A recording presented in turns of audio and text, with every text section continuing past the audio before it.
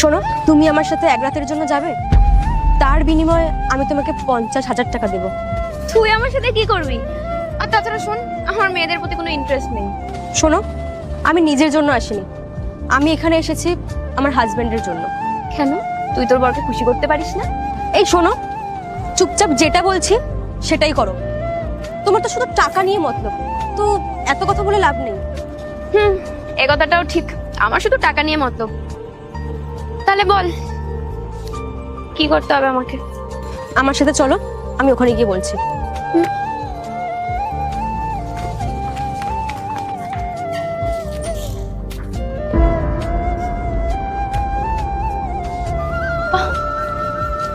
তোর বাড়িটা তো বেশ সুন্দর, তুই আমাকে এখানে নিয়ে এসেছিস কেন?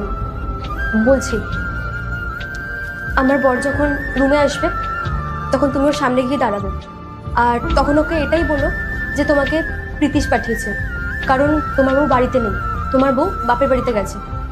কারণ আমার হাজবেন্ডের ওপর আমার খুব সন্দেহ হচ্ছে, আমার এটাই মনে হচ্ছে আমি হয়তো রুম থেকে চলে যাওয়ার পর ও অন্য মেয়েদের নিয়ে রুমে আসে, তাই আর কি আমি ওর লয়ালিটি চেক করব। তো তুই এই জন্য আমাকে এখানে নিয়ে এসেছিস? বাদ দে, তুই আমাকে আমার টাকা দিয়ে দিয়েছিস, তোর কাজ হয়ে যাবে।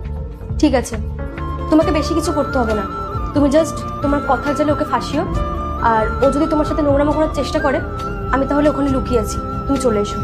হ্যাঁ হ্যাঁ ঠিক আছে, বুঝেছি, তোর ভয় নেই, তোর বরের সাথে আমি কিছু করবো না, শুধু দেখবো যে তোর বর আমার রূপের আগুনে পাগল হয় কিনা।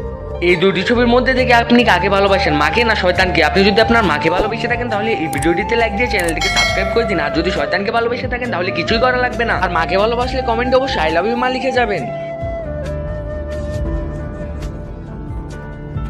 এরপর কি হয় সেটা দেখতে চাইলে কমেন্টে পার্ট 2 লিখে যাও।